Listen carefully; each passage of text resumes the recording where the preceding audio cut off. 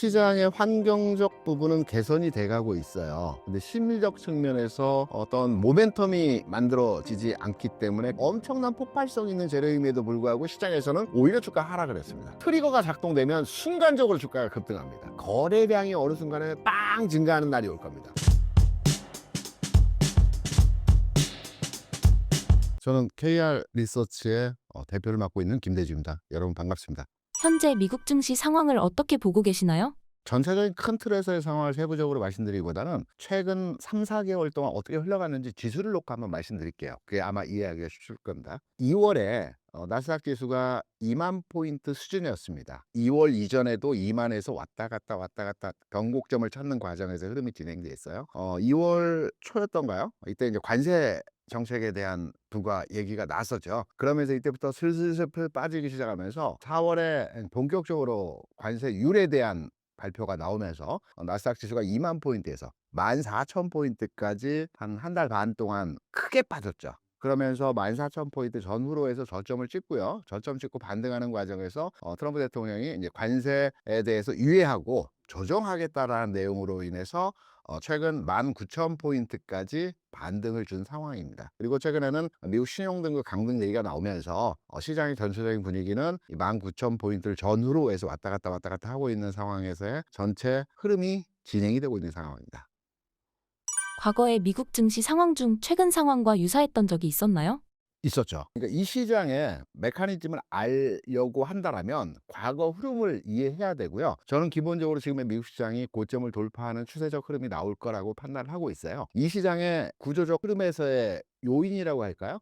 과거 흐름에 대한 내용을 복귀해서 지금 장에 대입을 하게 되면 관세도 아니고요. 시장에서 하락의 요인과 반등의 흐름을 만들어서 관세가 아니고요. 미국의 이제 달러를 찍어내기 위한 부채 한도 협상과 관련된 금리의 영향이 지배적으로 시장을 움직였다고 판단하시면 될 것 같습니다. 미국 신용등급 강등이 최근에 가장 큰 이슈였기 때문에 과거에도 이번과 같은 미국의 신용등급 강등과 같은 내용이 두 번 정도 있었어요. 2011년과 2023년도에 또 미국의 신용등급이 강등되는 결과치를 나왔었거든요. 그런데 이때 공통점으로 어떤 이벤트가 있었느냐를 말씀드리면 동일하게 2011년, 2023년 이때 부채 한도 협상 직전이거나 직후에 미국 신용등급 강등이 나왔다라는 겁니다. 그러면 여기서 미국의 신용등급이 강등되고 이 과정에서 미국 시장의 흐름이 어떠했는지를 판단해 보면 지금 장이 어떻게 흘러갈지를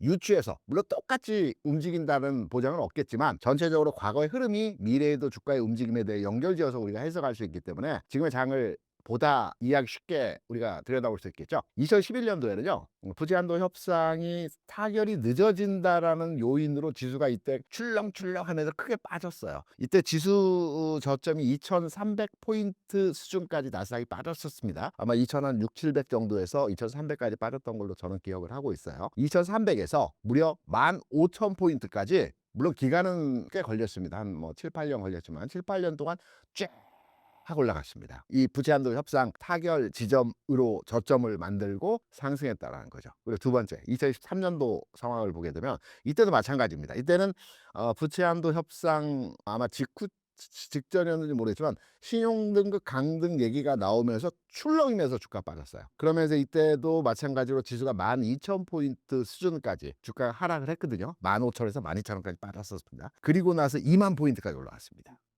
그러니까 무슨 말이냐면 신용등 강등은 미국의 신용도를 판단해서 강등하는 내용으로 진행되었던 것이 아니고요. 부채 한도 협상 이후의 시장에 대한 흐름을 만들어 가기 위한 과정입니다. 제가 앞서 금리라고 말씀드렸죠. 지금의 시장의 가장 큰 화두는 금리라는 건데 2011년도에도 2023년도에도 부채 한도 협상이 타결 이후에, 타결 이전에는 금리가 올라갔어요. 각각의 금리 수준은 정확하게 시적으로 제가 찾아봐야 되겠지만 한도 협상 타결 직전에는 금리가 올라가다가 한도 타결 이후에 시차를 두고 금리가 쭉 내려갔습니다. 11년, 23년. 지금도 마찬가지거든요. 미국 실용등급 강민회의가 나오면서 미국 10년 국채 수익률이 4.5%까지 올라가고 있지 않습니까? 이 추세는 조금 더 이어질 겁니다. 그리고 6월 중순 정도 기간에서 미국의 부채 한도 협상이 진행이 될 것 같아요. 그러면 부채 한도 협상이 궁극으로 타결될 것으로 판단되기 때문에 이 기점을 중심으로 해서 금리가 내려갈 거고 지수는 상승하는 흐름으로 전환된다라는 게 과거 흐름이었습니다. 그래서 지금 장에 대한 평가로의 판단을 해보게 되면 앞서 제가 시장이 2만에서 14,000까지 빠졌다 19,000까지 올라온 상황에서 지금 출렁출렁 하고 있죠. 여기에 이제 부채 한도 협상이라는 또 이슈가 발견되면서 조금 더 밀릴 수는 있어요. 하지만 궁극적으로는 고점을 돌파하는 흐름에서의 모습이 이 과정에서의 이후에 진행이 될 가능성이 굉장히 높다라는 거죠. 과거 흐름에. 그래서 시장에 대해서 저는 굉장히 긍정적으로 판단을 하고 있습니다. 5월보다 6월 장에 대해서 시장 흐름에 대한 긍정으로 평가하는 내용이 지금의 말씀드린 내용을 기반으로 해서 판단을 하고 있습니다. 현재 트럼프가 그리고 있는 시나리오는 어떻게 보고 계신가요? 미국에서 뭐 제 기억으로는 재선을 목표로 하지 않는 대통령이 트럼프 대통령일 겁니다.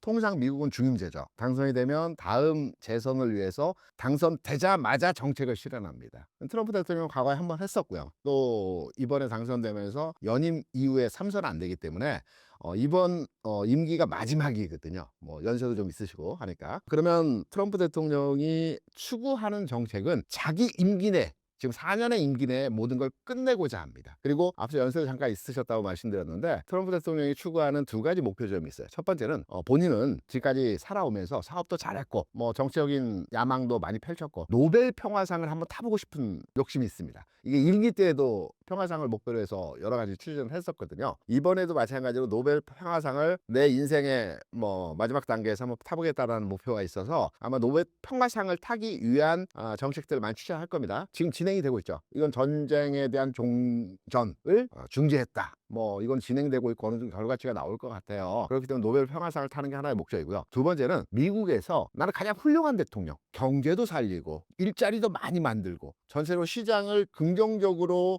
진행시켰던 경제 대통령이자 훌륭한 대통령이 되고자 하는 목표가 있어요.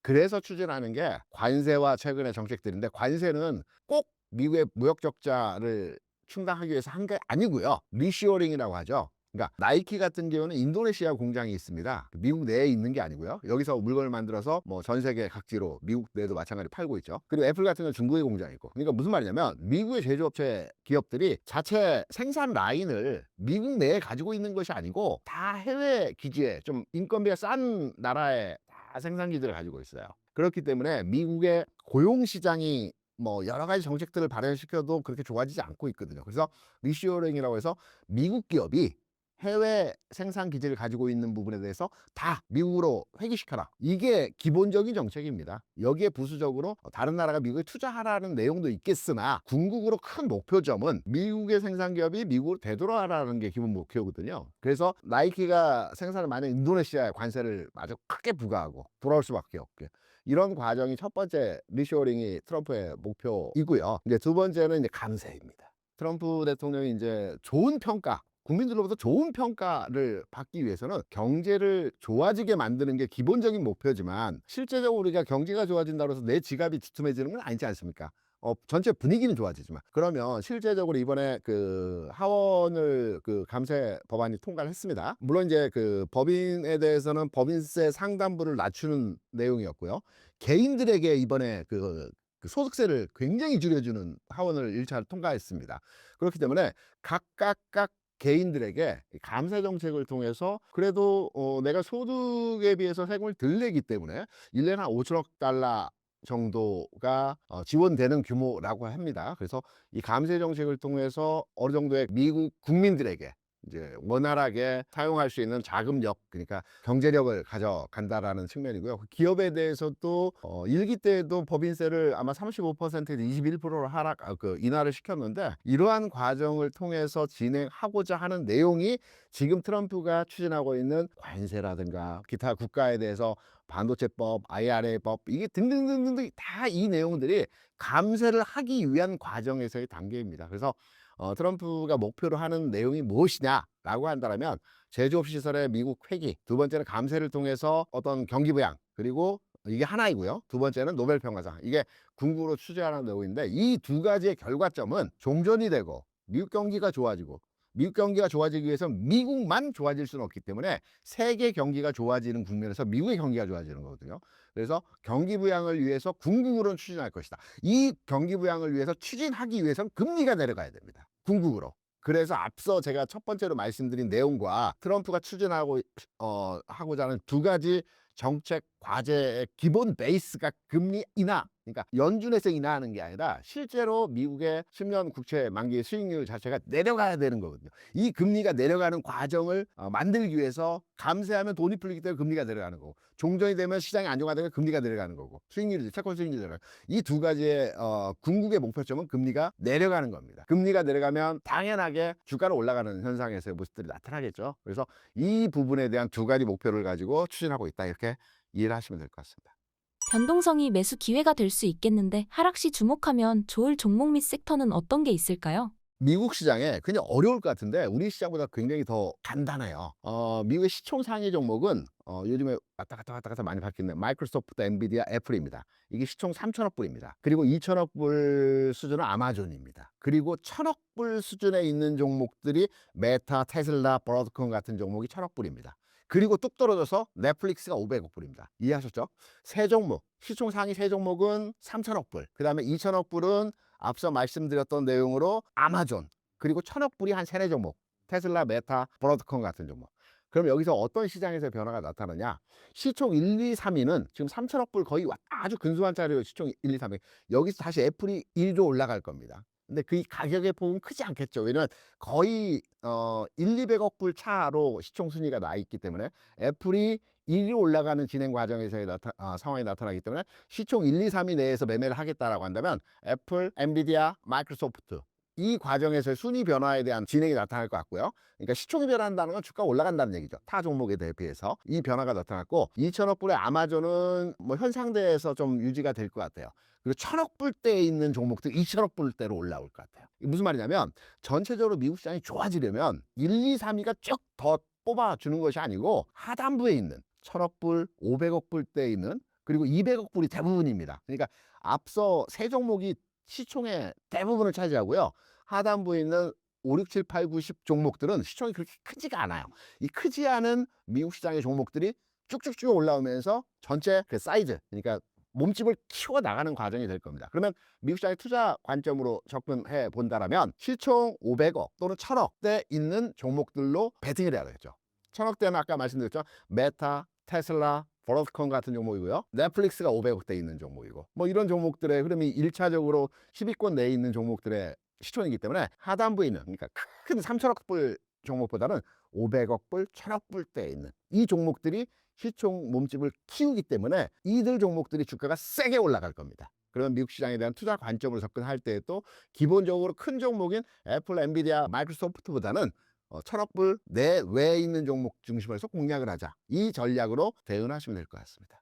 한국 증시 상황은 어떻게 보고 계시나요? 변화가 있어요. 이게 제일 중요한 포인트입니다. 한국 주식을 현재 투자하고 계신 분들의 대부분의 생각은 원전이 움직인다, 방산이 움직인다, 조선이 움직인다 등등은 이렇게 많이 이게 종목별 희비가 그날마다의 움직임에 따라서 움직임 자체를 계속 바꾸어 가면서 진행되실 겁니다. 이거는 뭐냐면 전체적으로 시장 자체가 큰 종목들이 움직이는 것이 아니고 하나의 부분 테마라고 할 수는 없지만 하나의 섹터가 움직이는 거거든요. 방산 섹터, 조선 섹터, 업종이라고도 합니다. 이 종목들이 움직이는, 이 종목들은 시장을 끌고 가지 못합니다. 그러니까 지수를 견인하는 종목들은 아니에요. 상승률 자체는 크게 현재 진행되고 있지만 지수를 뭐 3,000포인트, 3,300포인트, 3,500포인트로 막 끌고 갈 수 있는 종목들의 흐름들은 아니거든요. 근데 시장의 색깔이 바뀌고 있어요. 그러니까 지수를 끌고 가는 유동성 장세가 현재 진행이 되려고 하는 초기 단계입니다.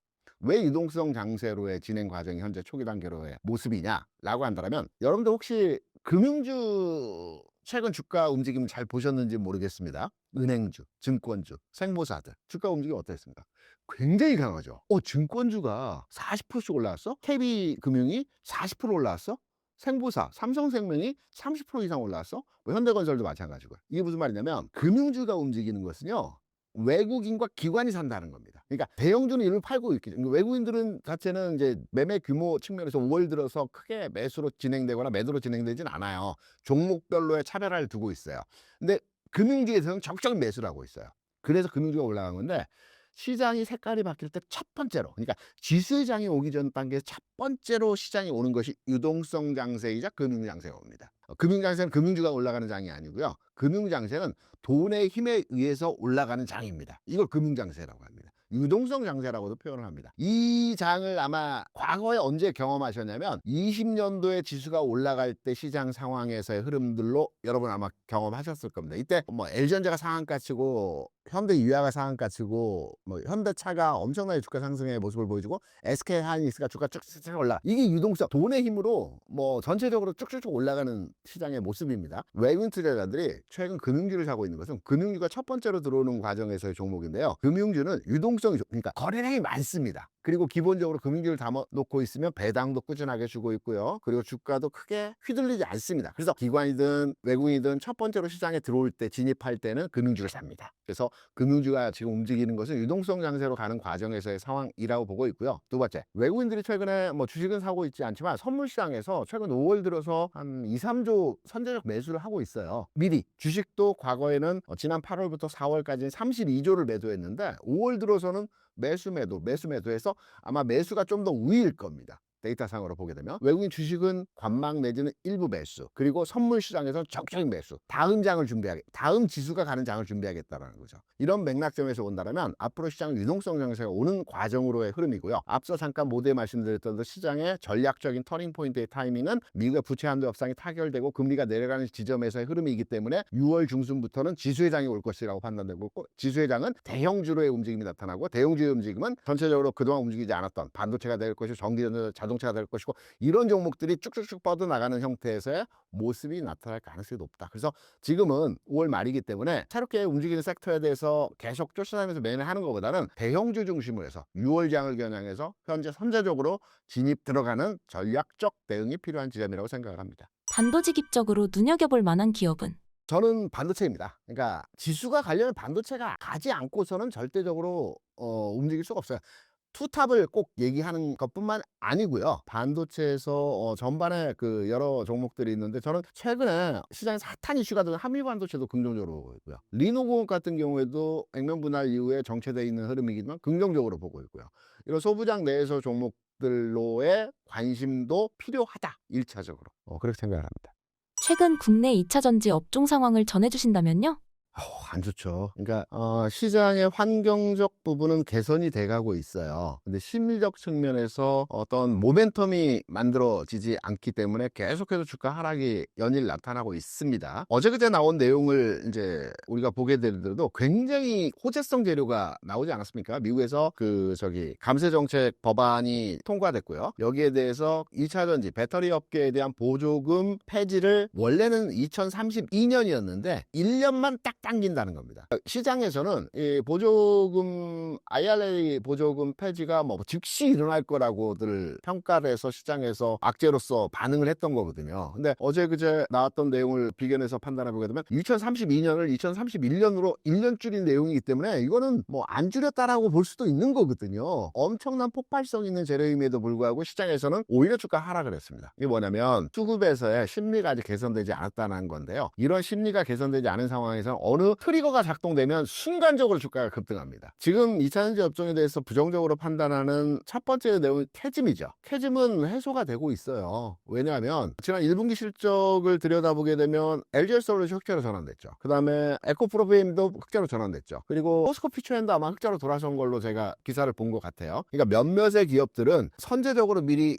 지난 4분기 대비해서 흑자로 돌아섰습니다. 가장 지난해 안 좋았던 캐즘, 그러니까 일시적 수요 감소 현상으로 해서 적자가 누적되고 있기 때문에 2차 전지 업황에 대한 부정적인 내용들이 판단했던 내용이거든요. 근데 이게 몇몇의 종목 중심에서 선제적으로 흑자로 돌아섰다는 것은 2분기 정도 확인되면 업황을 이해하는데 개선이 됐다고 우리가 보통 판단을 합니다. 그래서 캐즘에 대한, 업황에 대한 부분이 개선이 돼가고 있는 과정에서 흐름들이 나타났기 때문에 캐즘 우려는 어느 정도 희석이 됐다고 볼 수 있어요. 두 번째, 유상증자 이슈죠. 유상증자 최근에 이제 몇몇의 기업들이 그 셀사와 큰 2차 전지 업종의 대표주들이 유상증자 실시하면서 주가 이제 물량 부담에서 못 가기 때문에 주가 빠져야 된다라고 많이 판단을 하시는데 전혀 다른 얘기입니다. 혹시 우리 피디님께서 삼성전자 유상증자를 하는지 궁금하시죠? 삼성전자도 유상증자를 해? 삼성전자 유상증자 많이 했습니다. 한 7, 8번 했어요. 그러니까 지금 최근은 아니고 한 20년 전, 15년 전 이때 한 10번 했는데 제가 한번 말씀을 드릴게요. 삼성전자가 1999년도에 5,600억, 대략 한 6천억 정도의 유상증자를 했어요. 그러면 6천억? 감이 잘 안 오시죠? 시총의 10%입니다. 그 당시에. 굉장히 큰 거죠. 그때 고객 예탁금이 4조였습니다. 그러니까 고객 예탁금의 1.5배 수준. 그러니까 지금 고객 예탁금이 56조인데 거의 7, 8조 원에 대한 유상증자를 했다라고 이해를 하시면 어마어마한 규모라고 이해를 하실 겁니다. 그럼 삼성전자 그때 왜 했느냐? 왜 유상증자를 했느냐? 그것도 시총의 10%에 가까운 물량에 대한 부분을 왜 했느냐라고 말씀하시면 99년도가 어떤 때였냐면 97년도에 IMF가 있었죠. 그래서 IMF 때 모든 주가가 빠지면서 삼성전자도 700원까지 빠졌어요. IMF의 리바운드가 세게 나왔죠. 거의 1년 동안. 그러면 2,100원까지 쫙 올라갔습니다. 그런데 2,100원에서 어떤 얘기 했어요? 반도체 업황에 대한 캐즘, 반도체 미래 산업에 대한 부정적 이슈들, 그런 내용으로 주가가 계속 빠지면 600원대까지 내려왔어요. 600원대 유상증자를 했습니다. 600원대 최바닥에서. 그리고 나서 이게 8,000원까지 올라갔습니다. 8,000원에서 2,100원까지 내려왔다가 다시 지금의 5, 6만원, 9만원까지 올라온 주가의 흐름인데요. 무슨 말씀을 드리려고 하냐면 삼성전자 큰 회사지 않습니까? 그 당시에도 큰 회사였습니다. 지금도 큰 회사이지만 LG솔루션부터 해서 셀 3사, 이산지 업종의 종목들 큰 회사들이지 않습니까? 큰 회사들이 유상증자 할 때는 이거를 경영 악화나 회사의 직원들 월급을 못 줘서 유상증자 하는 것이 아니고 위기에 투자하고 위기에 대응하기 위해서 유상증자를 통해서 다음 흐름을 읽어가는 거거든요. 그리고 주가가 더 하락할 것 같지만 오히려 주가가 바닥치고 쭉 올라가는 현상들이 나타납니다. 물량, 유상증자, 소화 이후의 주가 상승, 이게 아니라는 얘기죠. 그래서 제가 말씀드렸던 업황 개선되고 있습니다. 조금씩. 유상증자 문제 크게 우려할 필요 없습니다. IRA 이번 결과치 보게 되면 오히려 호재입니다. 환경은 개선됐어요. 다만 주가가 빠지는 것은 수급적 측면에서 심리의 문제입니다. 그러니까 이차전지 안 좋아 하니까 주가 빠지는 거거든요. 근데 이게 어느 순간에 뭐 재료가 나올 수도 있고요. 이게 어느 순간에 뭐 외국인이 산다는 기관이 산다는 폭발적으로 매수가 한 번 들어오게 되면 이 주가는 하루 이틀에 다 회복을 해버립니다. 이전에 최근에 빠진 흐름을 세게 회복합니다. 그러니까 지금 이차전지를 가지고 계신 분이라고 한다면 그 타이밍을 저도 모릅니다. 세게 반등, 뭐 다음 주가 될지 2주 뒤가 될지는 모르겠으나 그 타이밍에 한 번에 회복되는 과정에서의 흐름들이 조만간에 나올 가능성이 높다라는 내용으로 과거에 제가 오랫동안 시장에 있으면서 읽어왔던 흐름들을 판단해보게 되면 개선이 되고 있는 상황에서 수급적 측면에서 악화됐을 때는 이게 어떤 트리거가 나올 때 급격한 상승 흐름이 나타난다. 이 내용으로 이차전지 업종에 대해서 판단하시면 될 것 같습니다. 국내 2차전지 업체들이 중국 업체보다 경쟁력을 가지려면 어떻게 해야 할까요? 기술력으로 뚫어야죠. 그리고 가격으로 뚫어야죠. 첫 번째는 전구체고요. 27년도 상용화라는데 좀 당겨질 것 같아요. 26년도, 그러니까 내년 정도에 상용화 될 것 같고요. 이 부분이 현실화가 되면 경쟁력 면에서 우위에 쓸 수 있고요. 두 번째는 가격입니다. 그러니까 중국이 LFP, 우리나라는 뭐 다른 MCM계가 강하다라고 하는데 LFP든 MCM이든 가격이지 않습니까? 가격이 싸면서 좋은 제품이 잘 팔리게 되어 있습니다. 근데 중국하고 그 전까지는 가격 경쟁이 안 됐거든요. 근데 최근에 우리나라에서 또 경차에 전기차가 나옵니다. 현대차에서 나오는 경차에 전기차가 적용이 됐거든요. 가격은 일반 경차보다 좀 당연히 비쌀 수밖에 없겠죠. 경차에 적용된 전기차가 나온다는 것은 그만큼 배터리 업계에서의 가격을 기존보다도 확 낮췄다는 거거든요. 보통 전기차는 비싸거든요. 뭐 테슬라도 뭐 몇 억씩 하듯이 현대에서 나오는 차량들도 5, 6, 7천만 원씩 합니다. 근데 경차 한 3천만 원 전후 가격에 경차가 나왔다는 것은 가격 경쟁력을 지금 현재 만들어 가고 있다는 측면이기 때문에 이 부분이 실관을 두고 진행이 될 때 중국과 경쟁에서 우위를 점할 수 있다라고 판단이 되죠. 기존 2차전지 투자자들은 어떻게 투자 전략을 짜면 좋을까요? 앞서 제가 쭉 설명을 드렸다시피 투자 전략이라고 하면 시장의 투심 개선이 되는 시점을 포착해야 되는데 그 시점은 우리가 알 수가 없습니다. 그러면 현재 그래 방송을 들으니까 다 개선이 됐고 좋아진다는 지금 사자 이 부분으로 접근하시기보다는 우리가 이제 주식을 발바닥에서 살려고 하잖아요. 근데 발바닥에서 사는 건 정말 운이 좋아야 되는 겁니다. 그렇다고 한다면 이렇게 한번 이해를 하시고요. 이차전지를 계속 보고 계시고 다 가지고 계세요. 그러면 지금의 수준에서 가격보다도 거래량이 어느 순간에 빵 증가하는 날이 올 겁니다. 이 거래량 증가가 2, 3일 정도 유지가 되는, 물론 가격은 올라가 있겠죠. 거래량이 최근 어느 수준의 거래량 증가냐, 최근 평균 거래 2배 내지 3배 정도의 거래량이 2, 3일, 그러니까 2, 3일 이상 증가 추세가 유지가 될 때 이것은 바뀌었다는, 물량을 다 소화하고 악성 물량을 소화하고 다시 전환한다는 의미로 해석이 되거든요. 가격은 좀 올라와 있을 건데 그때 물타기든 추가 진입시든 관심이든 가져가시는 대응으로 전략을 가져가시면 될 것 같아요. 많은 기업들이 로봇에 투자하는 이유가 무엇인가요? 로봇에 대해서 테슬라뿐만 아니라 현대, 삼성, LG, 국내 대기업들 다 투자하고 있죠. 해외 기업들도 마찬가지예요. 근데 로봇은 4차 산업의 결정체이고요. 그리고 로봇에 대해서 이제 투자를 많이 진행하는 것은 이제 효율성을 따지는 거죠. 기업 입장에서. 효율성이라는 게 뭐냐면 인건비죠. 그러니까 사람이 하던 일을 로봇이 대체해야겠다는 거 아니겠습니까? 그래서 테슬라에서 자율주행 로봇 택시를 만드는 것도 1년이면은 그 인건비, 사람이 운전하는 1년의 인건비는 로봇 한 대 가격하고 상응한다라고 해요. 한 4, 5천만 원 정도 인건비가 나간다라고 하면 4, 5천만 원이면 자율주행 로봇 택시를 바꿀 수 있다라고 하니까 요 부분인 거고, 안타깝지만 일자리가 줄어드는 거에 대해서는 저도 굉장히 안타깝게 생각하지만 추세, 흐름, 기업들이 이 부분의 로봇에 대해서 추진하는 것은 이런 대체에 대한 부분들이라고 판단을 합니다. 다가올 로봇 시대의 2차 전지 업종이 수혜를 받을 수 있을까요? 받는다면 국내 수혜주는 무엇일까요? 당연히 받죠. 우리가 2차 전지와 로봇은 뗄래야 뗄 수 없는 불가분의 관계입니다. 우리가 2차 전지를 지금 얘기하면 꼭 전기차만을 얘기해요. 테슬라의 생산 대수가 몇 대이고 이번 분기에 판매 대수가 몇 대이고, 전기차는 배터리 산업의 수많은 사업 부분에서의 하나입니다. 하나. 아주 극히 작은 부분, 작지는 않지만 하나의 부분이거든요. 앞으로 이제 로봇과 배터리 산업의 전략을 가져갈 때 특히 배터리의 치중에서 판단해 보게 되면 투트랙 전략으로 가져가야 될 것 같아요. 그러니까 우리가 배터리 산업과 배터리 종목에 대해서 판단하고 이해할 때도 전기차는 기본적인 베이스로 깔고 가고요. 그리고 ESS하고 로봇 전지, 이 부분에 대한 앞으로 확장성을 가지고 판단을 해야 될 겁니다. 전력 수요 많이 증가한다라고 하죠. 미국 같은 경우는 땅덩어리가 워낙 넓기 때문에 송전탑을 1km, 우리나라 기준에서 1km 운영하는데 20억이 든다고 그래요. 탑을 세우고 이 전기선을 장착하는 게 20억이기 때문에 우리가 이제 그 소형 원전을 저기 수도권에 짓는 이유도 뭐냐면 저쪽 그 경남 쪽에서 원전에서 전기를 끌어오는 이 비용이 이 짓는 거하고 금액이 SMR 짓는 거하고 가격이 비슷하다고 해요. 그러니까 굳이 송전탑을 만들어서 환경을 피해 주는 것보다도 하나 만드는 게 똑같다라고. 미국은 그만큼 땅덩이가 크기 때문에 송전탑을 만들 수가 없어요. 그래서 대부분 ESS 저장 장치, 그러니까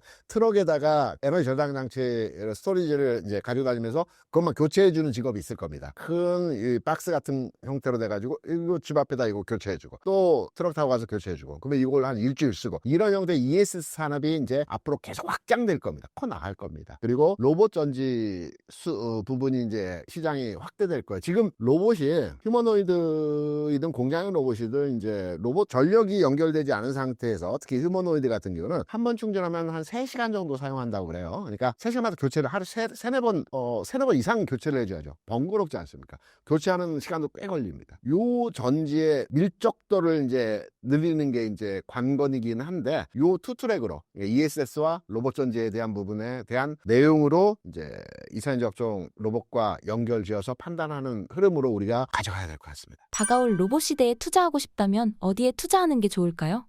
국내 주식에 대해서 말씀하시는 걸로 이해를 해서 우리가 로봇주를 하면 한 20, 30개, 25개 종목이 현재 있는 것 같아요. 근데 로봇주들의 그 재무제표를 보게 되면 다 안 좋아요. 하다못해 레인보우 로보틱스 자체도 적자입니다. 지난해 한번 흑자가 났지만 적자이고, 성장산업이기 때문에 그러한 거고 당연한 결과치라고 판단하거든요. 그러면 여기서 뭘 봐야 되느냐? 현재는 돈을 못 벌고 있지만 매출이 큰 회사 위주로 찾아야 됩니다. 지금 물건은 수요가 있어서 많이 팔아요. 근데 생산 비용이 높아요, 지금은. 그래서 판매가 대비해서 수익을 크게 못 만들어내. 하지만 생산 라인을 가지고 있고 판매처를 확보하고 있기 때문에 매출은 좋습니다. 요런 로봇주 중심으로 해서 우리가 투자로에 진행을 해야 되거든요. 그래야 이런 종목들이 나중에 효율적 생산이 되었을 때 이익치가 극대화되는 겁니다. 그러면 로봇주 대표적으로 큰 주식은 레인보우 로보틱스 또는 두산 로보틱스를 우리가 삼성의 하이닉스 정도 되는 로봇주에서의 흐름으로 판단하시면 이들 종목이 매출이 아마 300억, 500억 정도 할 것 같아요. 제가 바라보고 있는 종목 중에 하나는 그 하이젠 RMM이라고 액추에이터 모터 부분에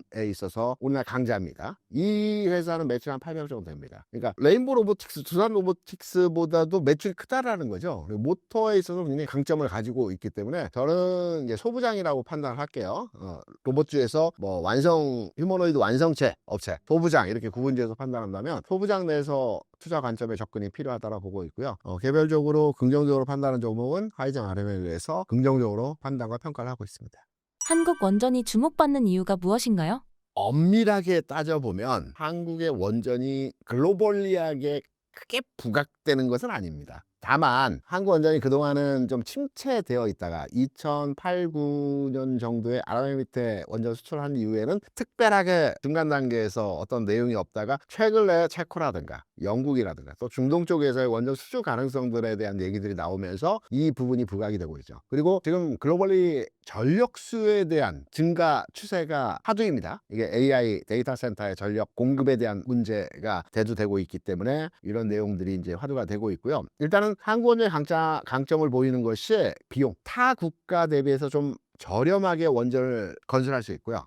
그리고 빠르게 건설할 수 있습니다. 그러니까 통상 미국이나 독일은 지금 탈원전을 진행해요. 프랑스 같은 경우는 원전 1기를 짓는데 한 60개월, 70개월 정도 걸린다고 해요. 우리나라 같은 경우는 한 50개월 정도 수준에서 빠르게 또 안전하게 지을 수 있는 강점을 가지고 있기 때문에 이러한 부분들이 세계적으로 좀 평가를 좋게 받고 있는 현상들이 아닌가 이렇게 생각하고 있습니다. 문재인 정부의 탈원전 정책 이후 침체됐던 원전 산업이 어떻게 회복되고 있나요? 그러면 원전이 우리나라 산업에서 전력 공급에 어느 정도 수준인지 혹시 우리 구독자 여러분들이 아실지 모르겠는데 아시는 분도 많겠죠. 원전이 워낙 핫하니까. 우리나라는 이제 석탄과 LNG가 대략 한 65%입니다. 합해서. 원전이 한 27%에서 30% 정도 됩니다. 그리고 나머지 태양광이나 뭐 석유, 기타 등등등이 됩니다. 대체 에너지가 한 5% 정도밖에 안 돼요. 원전이 그렇게 생각보다는 우리나라 비중이 크지가 않네? 30%? 석탄과 LNG가 60%? 그게 아니고요.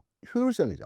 화력발전소 내에서 석탄을 중심으로 해서 발전소가 전국에 굉장히 많고요. 원전도 6곳의 원전이 있고 15기가 현재 운용이 되고 있거든요. 화력발전소는 65개가 지금 운용이 되고 있어요. 그러니까 효율적이라고 봐야 되겠죠, 원전이. 이렇게 15기가 30%를 차지하고 있는 거죠. 근데 석탄만 가지고 운용하는 석탄이 한 3, 4%될 겁니다. 65기가 35%를 차지하고 있기 때문에 원전은 숫자는 크지 않은데 효율적으로 생산량이 크다라는 측면으로 지금 현재 운용이 되고 있기 때문에 원전을 버린다고 할까요? 이렇게 없앨 수는 없습니다, 현재. 그래서 산업이 회복되고 있느냐에 대해서 말씀을 하신다면 필요하다라고 답을 드리겠습니다. 꼭 필요하다 말씀을 드릴 수가 있겠죠. 정부가 바뀌더라도 원전에 대한 스탠스는 유지될까요? 새로운 행정부가 들어올 때마다 원전에 대해서 환경에 대해서 뭐 이렇다 저렇다 얘기들을 많이 만들어 가면서 바꾸어 정책적으로 진행하는 부분들이 있습니다. 근데 실제로 한번 들여다보시기 바랍니다. 원전을 가동을 중단했거나 원전을 기존에 짓기로 한 부분을 철회하거나 이런 부분은 없습니다. 2030년인가 35년까지 진행되는 부분으로 계속 진행되어지게끔 되어 있거든요. 그래서 뉴스상에서 어떤 정부는 원전에 대해서 긍정적이지 못하다, 어떤 정부는 긍정적이다, 뭐 이렇게 말씀을 하시는데 그거는 그냥 뉴스에서 나오는 내용이고요. 2035년까지인가에는 지금 원전 투자되어진 그리고 원전 건설되어지는 사업에 대한 부분들은 변화가 없다. 그건 나중에 우리가 판단해야 될 부분이고 당분간 한 10여 년 동안의 상황에서는 원전 정책에 대한 변화는 있을 수가 없다라고 이해를 하시면 될 것 같습니다. 원전 산업의 게임 체인저로 불리는 SMR 분야의 한국 기업들은 준비가 되어 있나요? 소형 원전이 축구장 크기 정도 하나면 가능하다라고 해요. 그러니까 원자력 발전소 혹시 가보셨는지 모르겠지만 저는 몇 번 가봤습니다. 굉장히 큽니다. 어마어마하게 크거든요. 근데 이제 축구장 크기 하나면 소형 원전이고 이 소형 원전이 한 4-5개면 대형 원전하고 같은 사이즈로 진행이 된다고 그래요. 그래서 그 평택에 있는 삼성 단지도 한 소형 원전 한 2-3개 정도 지금 충분히 전력 공급이 가능하다라고 해요. 근데 이제 우리가 잘 알아야 될 게 뉴스나 이제 종목 접근할 때 SMR 우리나라 잘한다는데 SMR 관련주 한번 투자해 볼까? SMR이 어떻게 진행되는지를 한번 판단해 볼까 많이 생각들 하시는데 현재 SMR은요 상용화되진 않았어요. 전 세계적으로. 미국이 가장 빠르거든요. 미국 빠른 이유는 SMR은 다른 게 아니고 원자력 잠수함이라고 생각하시면 돼요.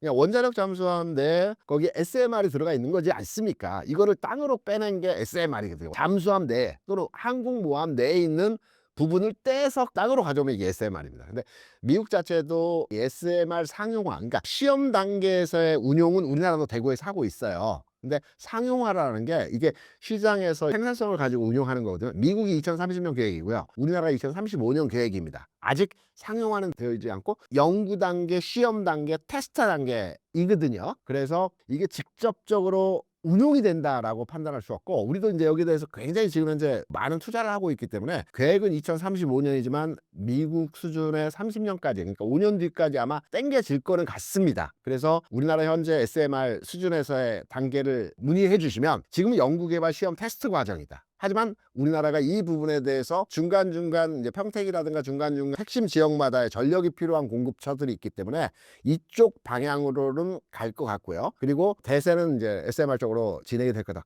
큰 원전은 바닷가에 지어야 되고요. 또 이게 사고가 났을 때 우리가 후쿠시마를 판단해 보시면 아시겠지만 위험도가 굉장히 큽니다. 근데 소형원전은 사고가 나더라도 그렇게 크게 영향도를 주지는 않는다라고 해요. 그래서 SMR로 가는 대세적 추세가 만들어질 거라고 판단되기 때문에 여기에 대한 관련도 투자에 대해서도 뭐 지속적으로 관심을 가져야 된다고 생각을 합니다. 원전 관련 기업 중에서도 특히 눈여겨볼 만한 분야나 기업이 있다면 어떤 게 있을까요?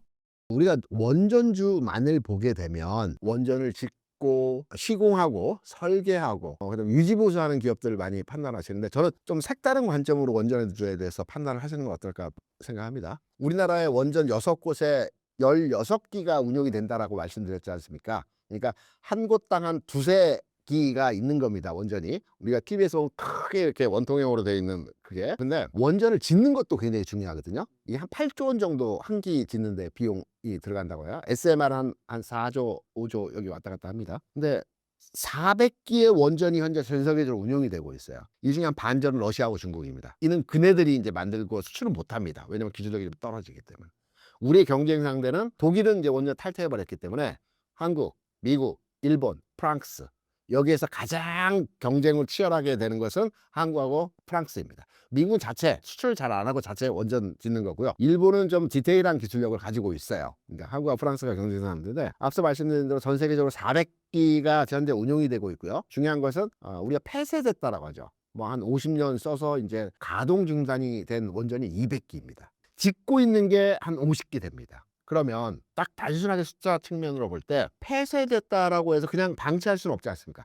이거를 해체를 해야 되잖아요. 아주 드넓은 땅덩이여서 나는 그 지역은 절대 안 쓸 거기 때문에 그냥 방치해도 돼라고 생각할 수도 있겠지만, 기본적으로 해체를 해야 되는 게 기본이거든. 지금 해체 그 비용이 3, 4조 들어간다고 그래요. 비용 부담 때문에 그냥 방치하고 있는 건데 궁극으로 이거 해체를 해야 되거든요. 그러면 해체 기술을 가진 종목이 앞으로의 시장 측면에서 볼 때는 굉장히 큰 시장이라고 볼 수 있겠죠. 해체 기술은 프랑스가 월등합니다. 우리나라도 지금까지 해체를 해본 적은 없지만 이 해체와 관련돼서 가장 빠르게 기술력을 확보한 회사가 두산 에너빌리티입니다.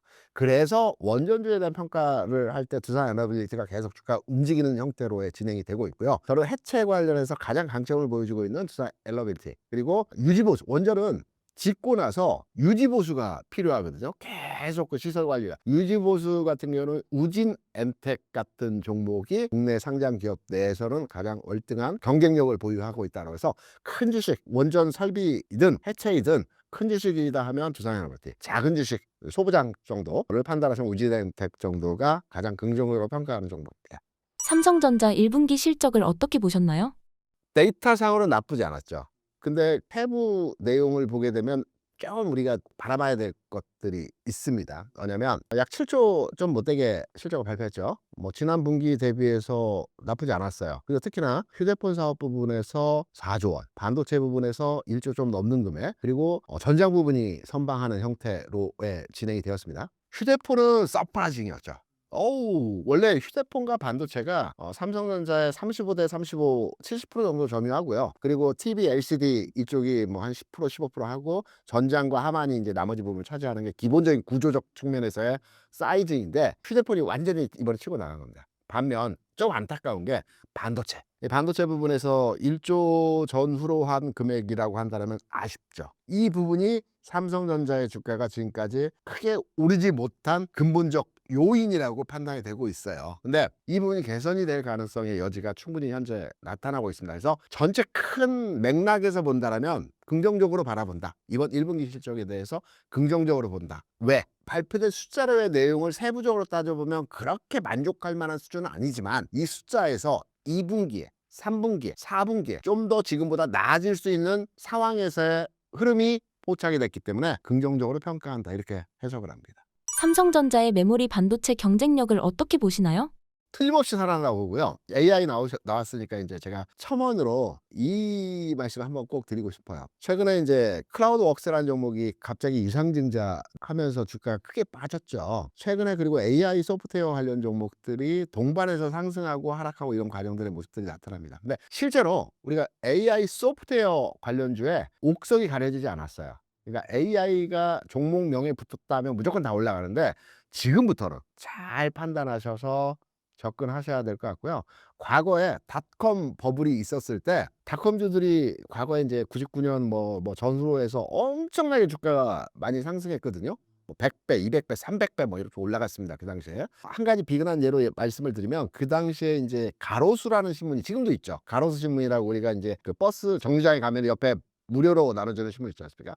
이 신문이 상장될 때 상장명을 고민을 하다가 닷컴 열풍이니까 가로수 닷컴이라고 붙였습니다. 닷컴하고는 전혀 IT하고는 관계없는 데서요. 그러면서 상장되지만 주가 폭등을 해버렸습니다. 지금 AI 소프트웨어들이 이런 현상에서의 모습들을 보여주고 있는 상황이기 때문에 조금 조심해야 될 필요가 있다라고 말씀을 드리고요. 그리고 삼성의 AI에 대해서 어떤 위치와 가능성들을 가지고 있느냐라고 말씀드리면 삼성은 뭐 HBM과 관련된 AI에 대한 진행보다는 온 디바이스입니다.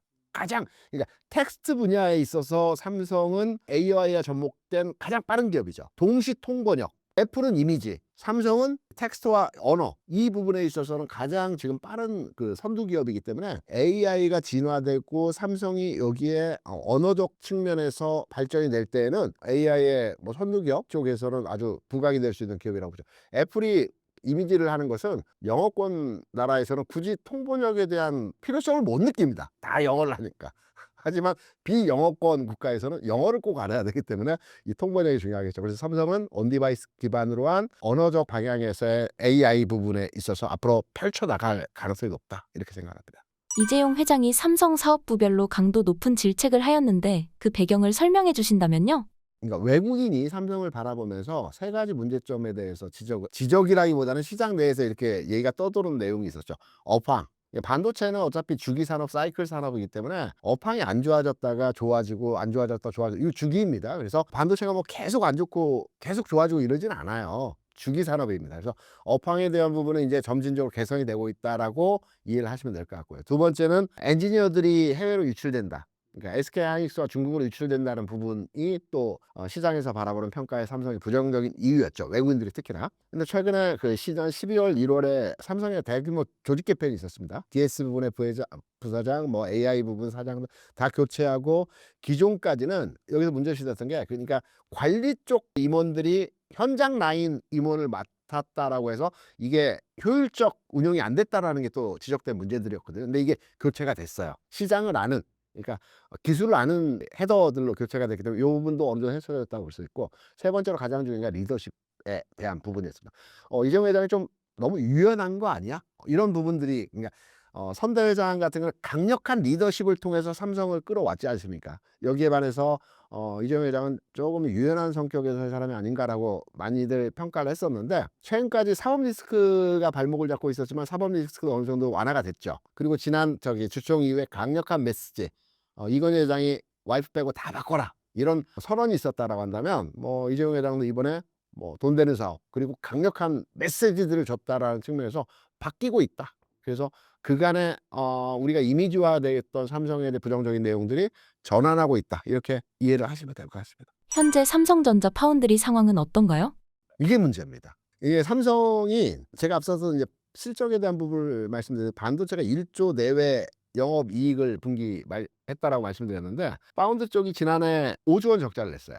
파운드리 쪽에 삼성이 굉장히 지난해 많은 부분을 투자를 했는데 이 투자 대비해서 효과를 내지 못하고 오히려 적자를 보였다는 게 지금 삼성의 주가가 9만 원, 10만 원, 20만 원 가기 전 단계에서 지금 적체된 흐름이거든요. 이 부분이 개선되어져야만이 이제 그 삼성의 원활한 주가 상황을 우리가 예상할 수 있는 거고요. 다만 긍정적인 요인들이 조금씩 있어요. 파운드리 분야에서 1위는 당연 뭐 TSMC라는 건 누구나 다 알 겁니다. 2위가 삼성입니다. 그럼 2위 시기나 하는데 왜 적자가 나? 이렇게 생각하실 수가 있겠죠. 근데 백분율로해서 TSMC가 파운드리, 전 세계 파운드리 시장에서 점유하는 그 포지션이 65% 정도입니다. 2위인 삼성은 8%입니다. 그러니까 2위지만 2위죠. 작은 2위일 뿐이고요. 나머지는 뭐 그 한참 아래죠. 어째 작은 회사들이 그걸 차지하고 있죠. 근데 파운드리에 대한 투자는 엄청나게 한 반면에 여기에 대한 성과도가 지금 나지 않고 있기 때문에 삼성의 주가가 이러한데, 긍정적인 요인이 무엇이냐 하면 최근에 파운드리 쪽에서 개선이 돼가고 있어요. 특히나 이제 일본의 닌텐도사에서 닌텐도 애들은 집적회로 애들 삼성의 그 위탁 생산을 현재 200만 대 정도 맡겼거든요. 이 부분들이 개선이 되고 여기 검증을 통해서 확인된다면 다른 위탁 생산 부분에 있어서도 추가로 진행이 될 수 있는 여지가 분명히 있다라는 점. 그리고 하이닉스와 경쟁 관계에 있긴 하나 궁극으로는 HBM과 관련된 내용이 지난해 시행착오를 많이 겪었고 올해는 진입할 수 있다라는 내용으로 평가를 해본다 한다면, 파운드리 부분이 지금까지는 우리가 안 좋게 바라보는 시선이 강했다라고 하지만 올해 상반기를 기점으로 해서 전환의 포인트가 파운드리 쪽에서도 만들어질 가능성이 높다, 이렇게 해석이 되고 있죠. 삼성 파운드리의 현재 수율과 가동률은 어느 정도인가요? 가장 돈 되는 거는요 3나노입니다. 그러니까 가장 비싸 고부가가치라고 하죠. 현재 가장 고부가치를 생산하고 있는 TSMC 완전 장악하고 있습니다. TSMC가 3나노를 장악했기 때문에 삼성이 그보다 앞서 2나노 개발을 뛰어들었던 거거든요. 근데 지금 우리가 흔히 쓰는 반도체 나노 부분에 대한 부분을 판단하는 보편적으로 쓰는 것들은 7, 8나노입니다. 그리고 이제 HBM과 같은 이제 고집적 고사양의 반도체가 이제 그 4, 뭐 3, 뭐 이 정도 나노인데 2나노에 치중을 했는데 아직까지 40%예요. 수율이 40%라고 한다는 건 생산성이 없다라는 얘기입니다. 그렇기 때문에 좀 더 삼성이 진행을 해야 된다라고는 판단이 되고, 이건 미래 반도체 2나노는 부분이고요. 현재 보편적으로 쓰는 것은 4나노 또는 5나노, 6나노, 7나노, 8나노 이제 제품별로에 들어가는 반도체 나노가 다르긴 한데 4나노 부분은 긍정적인 게 한 75% 수준까지 올라왔어요. 우리가 이제 75%, 뭐 80%, 40% 얘기하는데 수율이라고 하는 거는 이제 불량품을 제외하고 우리가 완성품을 얼마큼 만들어내느냐거든요. 그러면 최소한 60% 이상은 나와 그 돈이 되는 겁니다. 그러니까 60%까지는 똔똔이라고 하죠. 불량률이 40%면 이거 만들어 봐야 불량 빼고 이거 팔아봐야 돈 안 된다는 겁니다. 미니멈 60% 이상이 나와야지만 거기서부터 수율이 생산성이 최단성이 있다라고 얘기를 하는 거거든요. 근데 지금 이제 4나노는 75%까지 올라왔으니까 4나노 부분은 어느 정도 이제 수율이 나오고 있는데, 앞서 말씀드렸죠. 돈 되는 건 3나노라고요. 돈 되는 건 3나노인데 TSMC가 꽉 잡고 있기 때문에 그쪽을 파고들 수 없고, 2나노가 이제 앞으로 미래 산업이기 때문에 2나노를 계속 삼성에서는 연구 개발하고 있는데 아직까지는 40%다. 좀 더 지켜봐야 된다, 이렇게 판단하죠. 앞으로의 삼성전자 투자 포인트는 어디에 있을 것으로 보시나요? 삼성전자의 투자 포인트는요, 우리가 이제 지금 반도체 얘기를 했고 여러 가지 얘기를 했지만 이 부분이 아닙니다. 외국인 투자의 시각이 바뀌어야지만이 삼성전자의 주가 움직임이 나타나게 되는 겁니다. 외국인 투자자들이 국내 투자 전체 주식 비중이 한 700조 정도 돼요. 이 중에 대략 한 삼성전자에 대한 투자 비중이, 그러니까 외국인 보유 한도는 49.7%고요. 삼성전자 전체 주식에 대한 외국인 투자자가 보유하고 있는 비중이 35% 정도 됩니다. 보유 한도는 다릅니다. 그리고 대주주가 한 20% 가지고, 기관이 한 30% 가지고 있고, 개인이 한 15% 가지고 있는데, 이 삼성전자 35%가 외국인 700조 중에서 한 150조 됩니다. 굉장히 크죠. 외국인의 전체 투자 규모 대비해서 삼성전자가 4분의 1, 5분의 1 되는 겁니다. 삼성전자 한 종목이. 한국을 바라보는 시각은 삼성전자를 바라보는 시각하고 거의 등치돼서 이해를 하시면 될 겁니다. 그러니까 삼성전자는 반도체가 좋아지면 다 좋아지면 주가 올라가겠지만, 기본적으로 외국인의 스탠스가 바뀌어야 삼성전자 주가 움직이는 겁니다. 한국을 바라보는 관점하고 똑같기 때문에 나쁘지 않은 얘기들을 제가 드려볼게요. 외국인 투자자들이 앞서서 말씀드렸지만 지난 8월부터 올 4월까지 32조 원 주식 매도를 했어요. 근데 이 주식 매도를 한 거는 여러 가지 상황에 대한 매도를 했던 부분이고요. 트럼프 정책이라든가 한국에 대한 정치적 불안정 또는 뭐 경제 성장률 등등등등등 해서 주식을 32조 원을 매도를 했어요. 통상적으로 외국인들이 주식을 매도하게 되면 보통 환전을 해서 그 돈을 일시적으로 뺍니다. 그리고 의사결정이 되면 다시 들어오는 역계 관계로 환전, 채권 투자, 주식, 그다음 파생 이렇게 이전되거든요. 근데 특이한 게 최근 6개월 내에서 외국인들이 지난 8월부터 올 4월까지 32조 원을 매도했는데 매도된 자금이 해외로 나가지 않았어요. 그걸 어떻게 하느냐? 환율을 보면 알 수 있어요. 환율 상황이 이전까지 1,450원대에서 고착화돼 있었지 않습니까? 외국인 32조가 나갔다면 1,500원 금방 넘어갔을 겁니다. 그런데 고착화돼 있었고요. 나가지 않은 이유는 여러 가지 상황들이 있어요. 그러니까 일시적으로 시장이 정체돼 있다라고 해서 나가지 않았던 거고, 이 돈이 어디 머물러 있느냐? 올해 들어서 1월부터 5월까지 35조에 대한 채권 매수를 했어요. 제가 채권 시장에 꽤 있었지만 이 정도 규모로 단기간에 매수를 한 건 처음입니다. 엄청나게 매수를 한 겁니다. 그러니까 주식 판돈을 다 채권 매수한 겁니다. 일시적으로 여기다 킵해 놓은 거거든요. 그러면 상황이 개선되게 되면 다시 주식으로 전환할 수 있는 여지가 마련될 수 있거든요. 앞서 방송에서 저희가 외국인 투자자들 이러이러한 환경과 상황에서는 전환할 거고 그 6월 중순 상황에서 흐름이 될 것이다 라는 말씀을 드렸는데, 대기 매수 자금이 현재 국내에 머물러 있습니다. 그렇다면 우리 시장에서의 여러 가지 개선과 또 미국 시장에서의 말씀드렸던 내용을 기반으로 해서 바뀌는 지점에서의 내용이 나타난다면, 반도체가 실적이 어떻고 뭐가 어떻고 이런 내용보다는 전체적인 외국인 투자자들 시각이 바뀌는 지점에서의 흐름으로 전환될 때 삼성전자 주가가 세게 올라갑니다. 그리고 하나 더 다른 각도로 말씀드리면, 외국인 투자자들은 지난 20년 동안 삼성전자의 보유 한도 비중, 아까 35%라는 거는 전체 삼성전자 주식에서 35%를 가지고 있는 거고요. 모든 종목이 외국인 주식 보유 한도가 있습니다. 한전은 거의 다 찼고요. 은행주들은 75% 정도 되고요. 삼성전자는 지난 20여 년 동안에 50% 수준이 하단이고요. 그러니까 49%까지 내려간 적이 있습니다.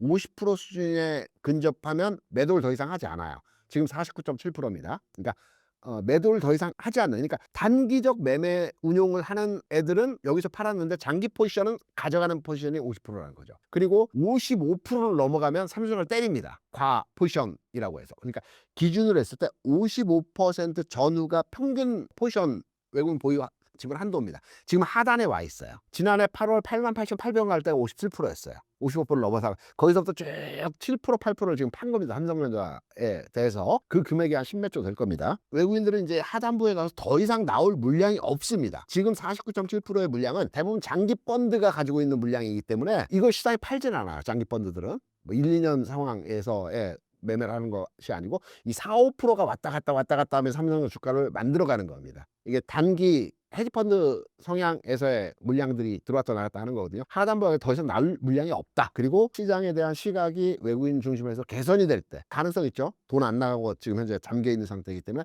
언제든지 채권을 주식으로 전환할 수 있는 상황이 지금 현재 만들어져 있는 거고요. 이 상황이 개선이 되고 환경이 변화했을 때, 그리고 우리 정책 불안전성이 안정화가 되는 상황이 만들어지게 되면 대략 이게 6월 중순이면 다 모든 게 해결되는 시점이지 않습니까? 앞서 미국 시장에서의 상황도 우리 시장도 6월 중순이면 새로운 정부가 들어설 거고 그런 정부에 의해서 새롭게 정책들을 추진할 거고 하기 때문에 외국인들은 그때부터 적극적으로 삼성전자를 살 수 있는 환경과 계기가 될 것이다 이렇게 판단하죠. 트럼프의 관세 정책이 반도체 시장에 영향을 끼칠까요? 반도체 시장은 그렇게 나쁘지 않습니다. 원래 다른 관세 추진 정책에 비해서 반도체 부분에 있어서는 오히려 대중국 견제는 긍정적으로 바라보는 관점이고요. 그리고 반도체법에 대한 공장 짓고 여기에 보조금 문제도 어느 정도 완화됐지 않습니까? 이런 부분들. 그래서 실제로 관세 정책에 있어서 반도체는 조금 더 가볍다. 그러니까 오히려 부분 좀 부담되긴 하지만 다른 업태에 비해서는 그렇게 부담되는 요인들은 아닐 것이다 라고 이렇게 해석되는 부분이 대부분의 이제 보편적 의견이라고 생각을 합니다. 마지막으로 하실 말씀이 있으시다면? 제가 이 신사이등 구독자분들께 항상 드리는 말씀인데요. 시장은 우상향하는 게 기본 흐름입니다. 단 우리가 어려운 시장을 계속 겪어오면서 힘든 구간을 지금 많이 지나가고 있거든요. 하지만 시장은 제가 경험한 바에, 거의 25년 이상 경험한 바에 의하면 여유 있는 마음을 가지고, 그러니까 내일 올라야지, 다음 주에는 올라야지, 이 마음에 대한 부분으로 접근하시면 조급함으로 손실을 보실 수가 있어요. 조금 넉넉한 마음으로 여유 있게 대응하신다면 시장 6월부터는 좋아질 겁니다. 조금만 기다리시면 계좌 좀 살아나는 이런 그 시장이 나타날 것으로 판단하고 있습니다.